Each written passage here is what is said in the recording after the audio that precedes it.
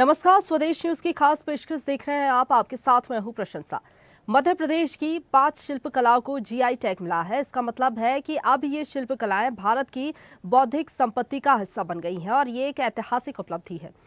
दरअसल भारत का दिल कहे जाने वाला मध्य प्रदेश सदियों से कला और संस्कृति का अद्भुत और अनूठा केंद्र रहा है, जिससे न केवल मध्य प्रदेश को देश में बल्कि विदेश में भी पहचान दिलाई है। अब मध्य प्रदेश की 5 बहुत ही प्राचीन शिल्प कलाओं को जीआई टैग के द्वारा भारत की बौद्धिक संपदा अधिकार में शुमार होने का गौरव प्राप्त हुआ है। एमएसएमई मंत्री चैतन्य कुमार कश्यप ने मध्य प्रदेश की विरासत को मिली इस ऐतिहासिक पहचान के लिए मुख्यमंत्री डॉक्टर मोहन यादव का आभार व्यक्त करते हुए विभागीय अधिकारियों को बधाई दी है।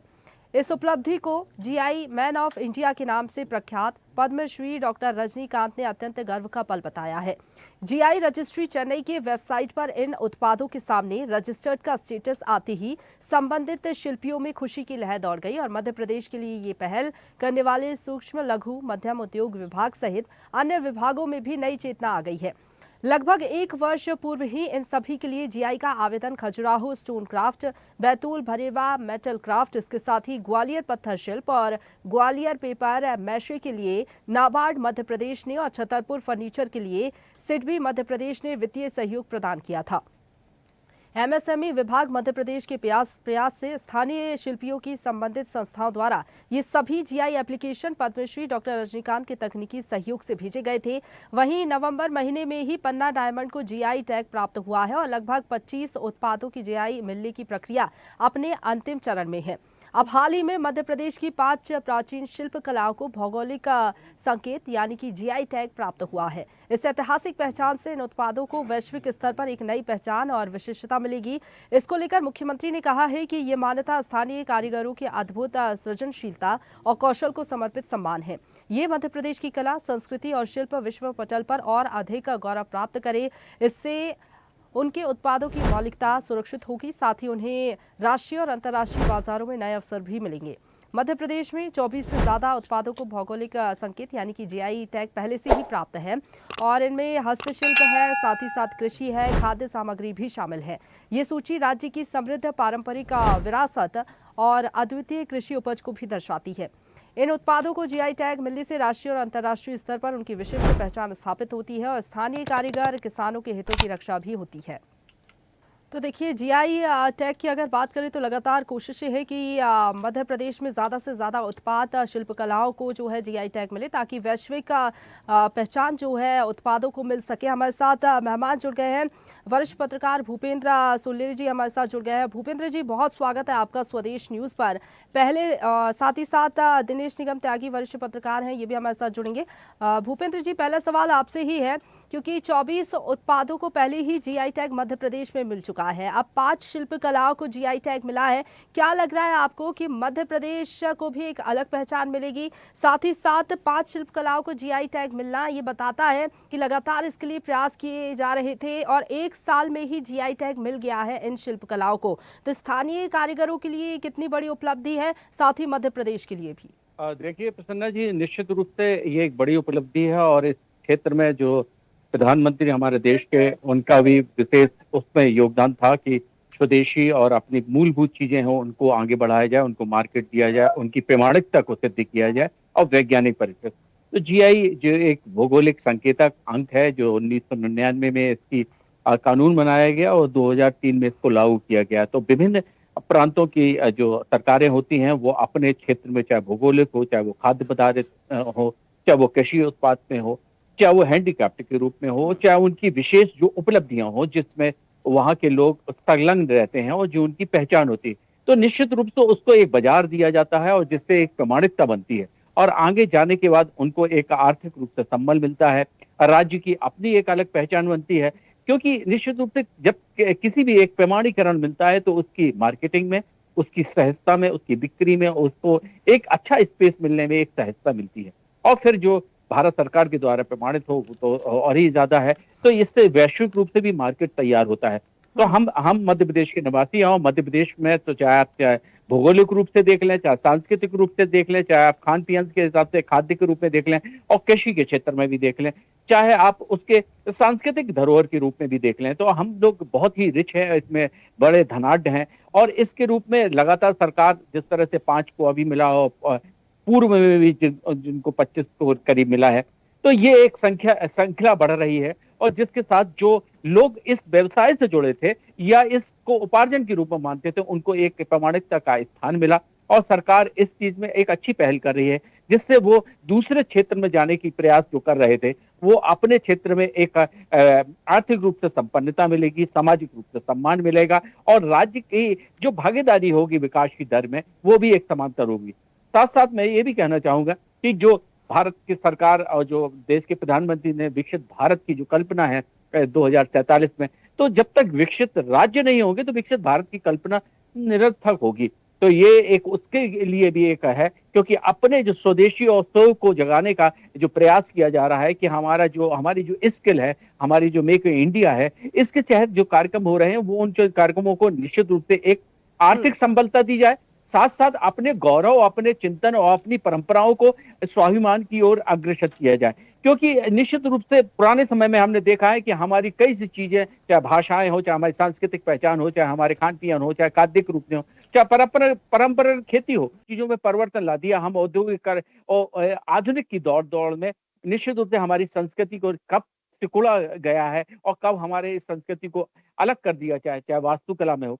तो ये जब सब चीजें हैं, जब निश्चित रूप से एक मार्केट, एक प्रामाणिकता मिलती है, तो राज्य निश्चित रूप से एक समृद्ध बनता है, और काम करने वालों में एक अपने आप में एक स्वाभिमान और अभिमान की एक अभिव्यक्ति की एक सशक्त माध्यम होता है। बिल्कुल तो सर, ये ठीक बात आप कह रहे हैं। बिल्कुल इसके साथ सही कह रहे हैं आप। एक बात और ये है कि अगर हम देखें बैतूल की जो भरेबा धातु शिल्प कला है, इसको भी जीआई टैग मिला है। तो कहीं ना कहीं ये पहले विलुप्त होती जा रही थी। सरकार ये जो लगातार बात कहती है कि विरासत से विकास तक, तो कहीं ना कहीं जो ये कला है, ये हमारी विरासत को भी दर्शाती है। ये मध्य प्रदेश की संस्कृति भी है और कला भी है, जिसको अंतर्राष्ट्रीय स्तर पर अब वैश्विक पटल पर पहचान मिलेगी। निश्चित, क्योंकि ये हर चीज की एक मैं तो मानता हूं कि एक साइकिल सिस्टम होता है। परिवर्तन आता है और परिवर्तन की खास दूसरी चीजें समाप्त होती हैं और एक नई चीज बनती है, लेकिन फिर वो साइकिल के पहिए की तरह साइकिलिंग होती है, और फिर वो जो प्रमाणिक होती है और जो निश्चित रूप से व्यक्ति के लिए सार्थक होती है, वो चीज फिर उभर के आती है। तो हम उस चीज के सनातनी प्रेमी हैं, और हमारी मूल संस्कृति और मूल आधार वही है कि सब बहुजन हिताय बहुजन सुखाय की हमारी कल्पना है। इस कारण जो हमारी चाहे हम तो एक भौगोलिक रूप से कह दें या सांस्कृतिक रूप से एक हम लोग एक बहुत धनाढ्य हैं, और मध्य प्रदेश जिसमें एक वनवासी, एक आदिवासी बहुल राज्य है, जिसके कारण वहां पे खान पीन के हो, चाहे बौद्धिक रूप से, चाहे उनकी परंपराएं हो, और साथ साथ कृषि के क्षेत्र में भी नए नूतन प्रयोग हुए, और वो जीरो इन्वेस्टमेंट में थे। लेकिन हम लोगों ने उस संस्कृति को जिस तरह से छोड़ा, और आज जो परिवर्तित सरकार, जो वर्तमान सरकार है, उसको निश्चित रूप से एक प्रामाणिकता देनी चाहती है। तो ये हमारे लिए एक निश्चित रूप से जो हमारी परंपरागत जो संस्कृति थी, परंपरागत हमारा जो ज्ञान था, परंपरागत हमारी जो विरासत थी, उसको एक प्रामाणिकता मिल रही है, और वो भी एक वैश्विक मंच पर, जिसके साथ आर्थिक रूप में भी टैग किया जा रहा है। क्योंकि हमने देखा है कि उसके बाद जब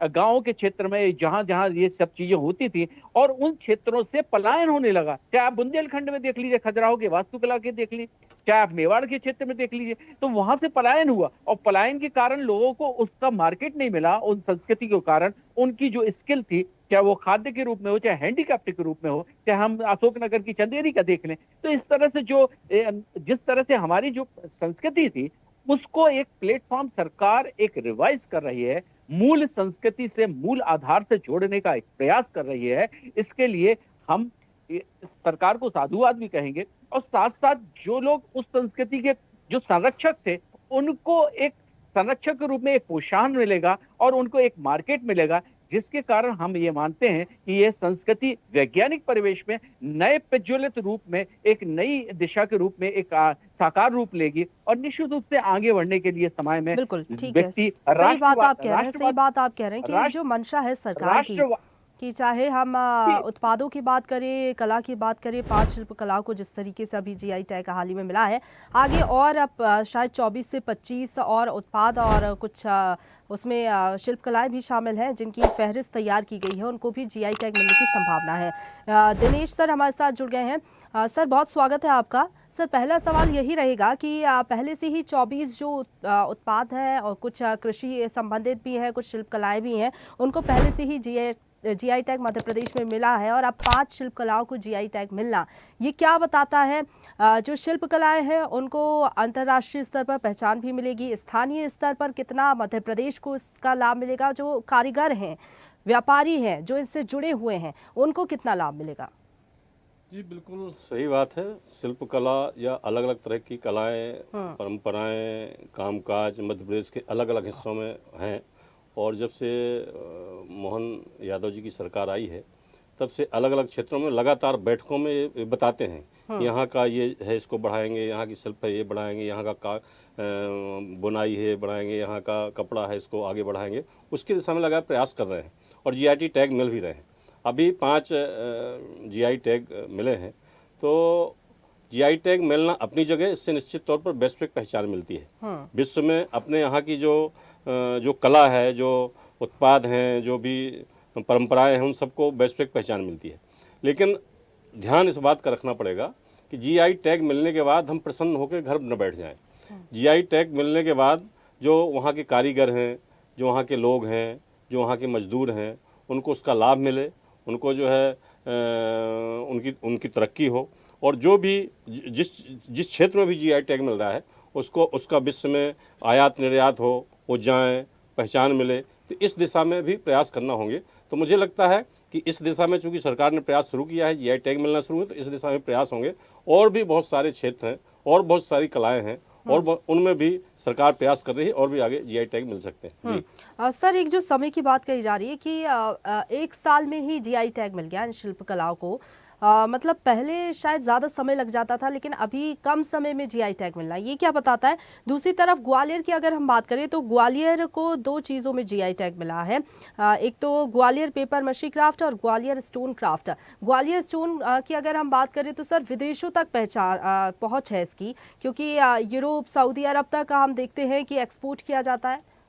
बिल्कुल ठीक कह रही हैं। जो जिसको भी जीआई टैग मिले हैं, आपने ग्वालियर का जिक्र किया, ग्वालियर के सामग्री का जिक्र किया, जैसे मान लीजिए छतरपुर के फर्नीचर को मिला, छतरपुर के स्टोन में कारीगरी को मिला, तो छतरपुर का फर्नीचर तो बहुत पहले से विदेशों में जा रहा है और बहुत पहले से अच्छा काम हो रहा है, देश भर के अलग अलग हिस्सों में जा रहा है, विदेशों में जा रहा है और वहाँ के कारीगर इतने अच्छे हैं, जाने अभी तक क्यों नहीं मिला। तो मुझे लगता है कि इस दिशा में सरकार ने प्रयास शुरू किया है, सरकार प्रयास कर रही है। अभी तक क्या था, ये कलाएं अपने स्थानीय स्तर पर, वहाँ के स्तर पर कर रही थी, अपने आप जितना नाम हुआ था वो, अगर सरकार का प्रयास जुड़ जाता है, सरकार कोशिश करने लगती है, तो जीआई टैग मिला है और सरकार इसको और आगे बढ़ाने की कोशिश करेगी तो और आगे तक जाएंगे कारीगर और लाभ भी मिलेगा मध्य प्रदेश को। जी सही बात आप कह रहे हैं। भूपेंद्र सर आपसे सवाल ये रहेगा, ब्रांड वैल्यू कितनी बढ़ जाती है, चाहे अगर कलाओं की हम बात करें या फिर किसी भी उत्पाद की हम बात कर ले, चाहे हम देखें अगर मध्य प्रदेश में जिन उत्पादों को जीआई टैग मिला है, चाहे हम बाग प्रिंट की बात करें, चंदेरी साड़ी की बात करें या फिर मुरैना की गजक की ही हम बात कर ले, रतलामी सेव की बात कर ले, तो ये जीआई टैग मिलने के बाद ब्रांड वैल्यू बढ़ जाती है किसी भी उत्पाद की। तो उसी तरीके से ये जो 5 शिल्प कलाएं हैं, इनकी ब्रांड वैल्यू भी आने वाले समय में बढ़ेगी। सीमित हो गई थी और सीमित होने के कारण वो क्या है कि उनको एक मार्केट स्पेस नहीं मिल पा रहा था। देखिए अर्थ से ही सब कुछ है और अर्थ जब तक नहीं होगा तो वो क्या होता है कि एक शिक्षा के कारण वो लोग अपनी कलाओं को करके शिक्षा के क्षेत्र में या अन्य व्यवसाय के रूप में जुड़ रहे थे। अब आपने जैसे छोटी छोटी चीजें कही, जैसे गजक का कहा, पन्ना का कहें, आप चाहे चंदेरी की कला कहें, चाहे गोडवाना जो पेंटिंग है वो देखिए अद्भुत है। जिस तरह से फर्नीचर की बात करी, हमारे यहाँ तो इस तरह से जैसे फर्नीचरों में तो मैंने वो देखा है कि अद्भुत तरीके से ऐसे अद्भुत उनमें कलाएं कर देते थे, बाज बनाना या कुछ भी करना दरवाजों में, चाहे फर्नीचर उसमें सोफा में, इस तरह से जो अद्भुत, मतलब कि उसकी कोई कीमत नहीं थी। और जो अब इस टैग लगने से उस चीज के कारण एक कलेक्टिव चीज बनेगी और कलेक्टिव करने के कारण को उसको वैश्विक अभी मैंने ही अभी पिछले हफ्ते ही एक गोंडवाना था वो पेरिस में अपनी पेंटिंग लगाई और उनकी पेंटिंग तुरंत बिक गई। तो ये जो मार्केट जो जो हम लोग विदेशों की बात करते थे, हमारे यहाँ तो लगभग 100 किलोमीटर पे और संस्कृति, भाषा और खान पीन और आप कहें तो कृषि के क्षेत्र और सारी चीजें बदल जाती हैं। तो ये जो है विविधताओं का जो हमारा देश है और यही हमारी खूबसूरती है। और इसके कारण जो हमारी जो अब चीजें खत्म हो रही थी, जो हमारी निश्चित रूप से आधुनिकता के कारण नई पीढ़ी उससे अपने पारंपरिक व्यवसाय से हट रही थी, तो वो एक स्पेस मिलेगा। साथ साथ सरकार को ये बात चिंता करनी पड़ेगी कि इनको मार्केट के साथ साथ उनके बारे में लगातार उनकी इंक्वायरी करनी पड़ेगी, क्योंकि अगर उनको कभी ऐसा स्थिति बनी और मार्केट नहीं मिला तो सरकार को भी उसको मार्केट उपलब्ध कराना चाहिए।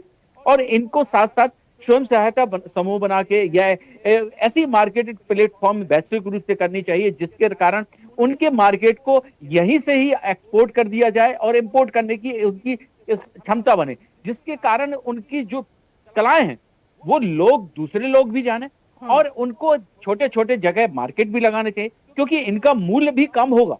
और मूल्य कम होने के कारण वह संस्कृति जब निश्चित रूप से जब अच्छी कला होगी और जो हमारी मूल संस्कृति से जुड़ी होगी, मूल भावनाओं से जुड़ी होगी और उसमें आर्थिक प्रवेश होने हैं, तो साथ साथ वहां के लोगों की जो बेरोजगारी की समस्या हुई वो भी हल होगी और सामाजिक सुधार में एक प्रक्रिया लागू होगी। क्योंकि हम देखते हैं कि सामाजिक असुधार जब ही होता है जब बेरोजगारी और अपराध उसी से बढ़ते हैं। तो जब व्यक्ति को उसका सम्मान मिलेगा उसकी स्किल का, तो निश्चित रूप से सामाजिकरण भी मजबूत होगा और राष्ट्रवाद उसी के कारण राष्ट्रवाद की भी अवधारणा बनेगी। तो ये सारी चीजें एक कंपोस्ट के रूप में बनती हैं, आगे जाके एक सीरीज के रूप में काम करती हैं। लेकिन ये शुरुआत है और मेरा तो मानना है कि इन शुरुआत के साथ साथ जो लगातार जैसे हमारे क्षेत्र जो भी आप चाहे वन जीवन में भी देख लें और औषधि के रूप में तो यहाँ अद्भुत पेटेंट किया जा सकता है और इस तरह से जी टैग लिया जा सकता है, क्योंकि हमारे यहाँ वन सबसे ज्यादा मध्य प्रदेश में वन आरक्षित है, क्योंकि सबसे ज्यादा अगर भारत में कहे तो 33% वन मध्य प्रदेश में है। तो ये जो चीजें हैं तो ये सब महत्वपूर्ण चीजें हैं और आप ये मान के चलिए कि इसकी जो इनको जानने वाले हैं वो लोग भी अब कम होते चले जा रहे हैं। तो चिकित्सा का जिस तरह से व्यावसायीकरण हो रहा है और एलोपैथी, तो वो हमारी जो पारंपरिक औषधि वाली चिकित्सा थी वो भी इसमें आगे जुड़ेगी और ये सारी चीजें बहुत कलेक्टिव बनेगी। और मुझे तो मानता हूं कि ये एक राष्ट्रवाद के साथ साथ अपने स्वयं को जगाने का भी एक अवसर है और जिसके कारण आर्थिक और वैश्विक रूप से उन्नति होगी व्यक्ति। जी ठीक है सर। दिनेश सर, आपको क्या लगता है जो भूपेंद्र सर बात कह रहे हैं कि ठीक है जीआई टैग मिल गया है शिल्प कलाओं को, स्थानीय स्तर पर इसका लाभ मिलेगा, पहचान भी मिलेगी, ब्रांड वैल्यू भी, लेकिन बाजार विस्तार की जो बात कही जा रही है कि प्रॉपर मार्केट मिल सके, जो दाम है उचित दाम मिल सके, और आपको लगता है क्या कि प्रचार प्रसार की भी जरूरत है? वो तो सबसे महत्वपूर्ण है। जैसे मैंने पहले भी आयात निर्यात की बात की थी और इसमें सरकार को ज़्यादा जीआई टैग मिल गया, इसके बाद हम शांत होकर बैठ जाएं, इससे काम नहीं चलने वाला। क्योंकि अपने मध्य प्रदेश में जैसे विभिन्नताएं हैं, जैसे देश में विभिन्नता है ऐसे मध्य प्रदेश में बघेलखंड में अलग बोली, बुंदेलखंड में अलग बोली, मालवा में अलग बोली, ये गोंडवाना में अलग बोली, जाने कितनी भाषाएं संस्कृति हैं अपने यहाँ, और हर जगह अपनी कलाएँ हैं, हर जगह अपनी योग्यता है और परंपराएँ हैं। तो उनको जैसे अभी बाजार नहीं मिला, मार्केट अभी शुरुआत की, जैसे भोपाल हाट में स्वदेशी के नाम पे जो देसी उत्पाद हैं, जो परंपराएं हैं, जो उनकी कलाएं हैं आगे प्रदर्शित होती हैं, इनको अभी मध्य प्रदेश में छोटे स्तर पर हो रहा है। अगर जीआई टैग मिल गया है, आपको वैश्विक पहचान मिल रही है, तो आपको बाजार उपलब्ध कराना पड़ेगा। इसके लिए जो स्थानीय स्तर पर निचले लोग हैं वो उतना नहीं कर सकते। उनको अभी जो काम करते हैं उनकी कीमत, जैसे आप मान लीजिए कोई पेंटिंग करता है, पेंटिंग जो है कैसी भी होती है, अगर बाजार में ऊपर विश्व स्तर पर जाती है तो कितनी कीमत लगती है उनकी।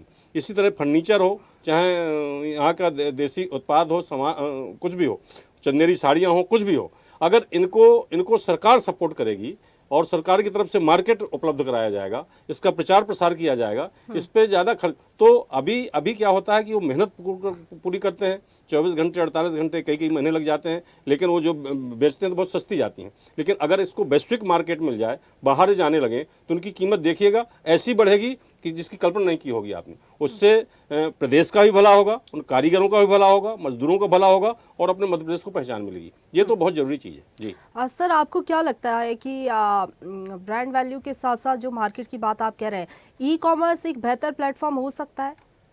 नहीं, बिल्कुल हो सकता है। ये तो इसके लिए जितने भी प्रयास संभव हों उतने प्रयास किए जाने चाहिए। और मध्य प्रदेश में इसकी इन सुविधाओं की जैसे कई बार चर्चा अभी उन्होंने भूपेंद्र जी ने भी की कि भरमार है मतलब कलाओं की, और इसको ई कॉमर्स के जरिए हो, बाजार के जरिए हो, बाहर के लोगों को बुला के जैसे अपने ये करते हैं, ग्लोबल इन्वेस्टर समिट करते हैं, देश विदेश भर के लोगों को बुलाते हैं, जाने कितना पैसा खर्च करते हैं। उसके लिए देसी चीज़ों के लिए भी ऐसा कोई प्रयास करें कि बाहर के लोग आएँ, देखें, यहाँ की कला को देखें, संस्कृति को देखें, मार्केट को देखें यहाँ की, तो आप देखिएगा कि अचानक बूम आएगा और यहाँ की हर क्षेत्र की सामग्री विश्व स्तर पर प्रसिद्ध होगी, उनकी कीमतें बढ़ेंगी और मध्य प्रदेश का नाम होगा और लोगों की तरक्की भी होगी। जी सर भूपेंद्र सर, आपको क्या लग रहा है, क्या स्ट्रेटेजी होनी चाहिए सरकार की? क्योंकि स्थानीय स्तर पर तो ठीक है, अगर हम इन शिल्प कलाओं की बात कर ले, उत्पाद की बात कर ले, अगर हम ग्वालियर में ही देखें, व्यापार मेले लगाए जाते हैं, वहाँ अलग अलग जो स्थानीय उत्पाद है उनकी बहुत ज़्यादा वहाँ पर डिमांड भी होती है। लेकिन अंतर्राष्ट्रीय स्तर पर इन कलाओं को पहचान मिले, इसके लिए क्या स्ट्रेटेजी सरकार की होनी चाहिए? देखिए, निश्चित रूप से प्रचार प्रसार एक बहुत बड़ा कंपोनेंट है, उसके बिना नहीं हो सकता है।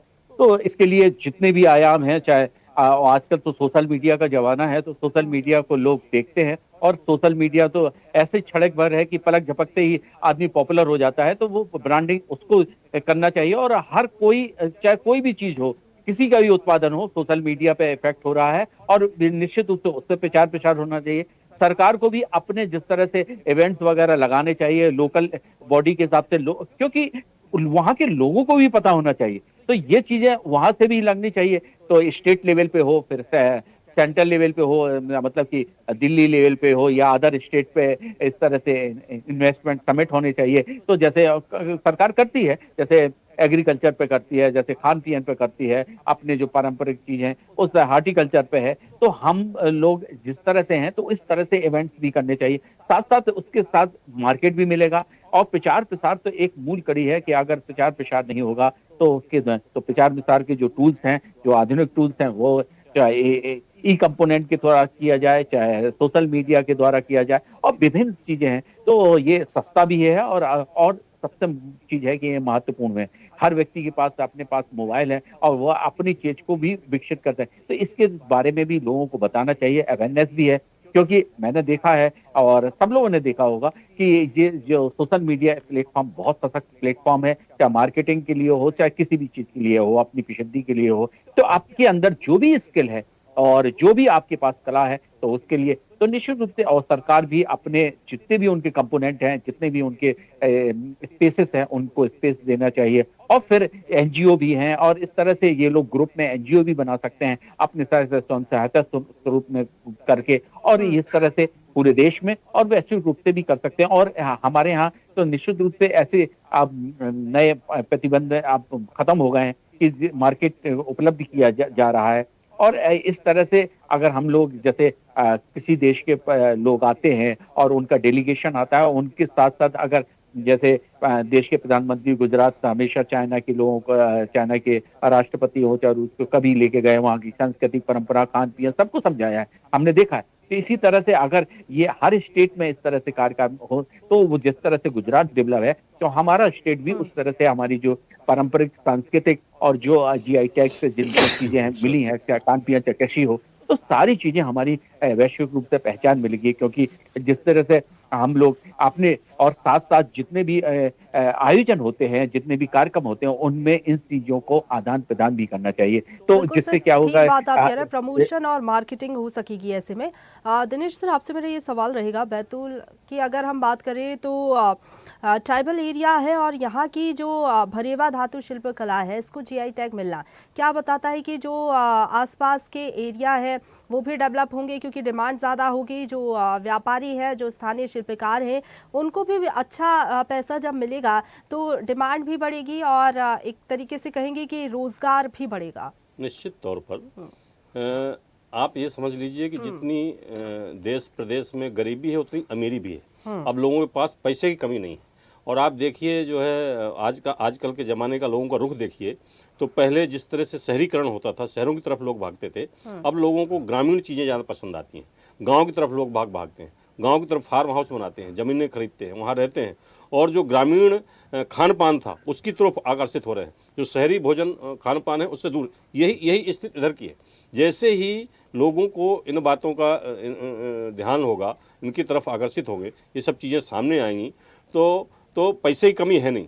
जैसे ही उनको पसंद सामने आना चाहिए तो खरीदारी बढ़ेगी, आमदनी बढ़ेगी, क्षेत्र का विकास होगा, और जो कलाएं हैं, जो भी धातुएं हैं या फर्नीचर है या जो कुछ भी है, उसका निर्माण ज़्यादा होगा। जब बिक्री बढ़ेगी तो निर्माण ज़्यादा होगा, बाजार के साथ निर्माण ज़्यादा होगा, और निर्माण ज़्यादा होगा, बिक्री होगी तो मजदूरों को रोजगार मिलेगा, व्यवसाय बढ़ेगा, और उस क्षेत्र का विकास होगा, क्षेत्र के साथ प्रदेश का विकास होगा। ये तो स्वाभाविक चीज़ है। जी बिल्कुल सही बात आप सर कह रहे हैं कि ओवरऑल डेवलपमेंट होगा, क्षेत्र का विकास होगा, रोजगार के अवसर सृजित होंगे, तो जो डिमांड है वो भी ज़्यादा बढ़ेगी। तो कह सकते हैं कि मध्य प्रदेश में जो सरकार पहल कर रही है, जीआई टैग ज़्यादा से ज़्यादा उत्पादों को, शिल्प कलाओं को मिले, उसका फायदा आने वाले समय में और मध्य प्रदेश को मिलता हुआ नजर आएगा। बहुत धन्यवाद आपका भूपेंद्र सर हमारे साथ जुड़ने के लिए और चर्चा में शामिल होने के लिए। दिनेश सर आपका भी बहुत धन्यवाद चर्चा में शामिल होने के लिए।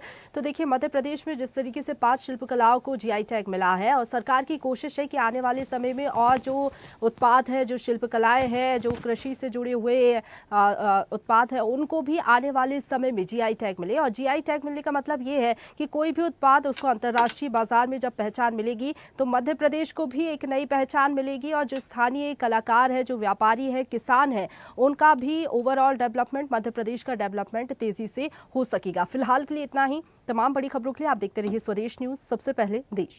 ताजा खबरों के लिए लाइक, फॉलो और YouTube पर सब्सक्राइब कर बेल आइकन दबाएं। साथ ही ताजा अपडेट्स के लिए स्वदेशलाइव.com पर विजिट करें।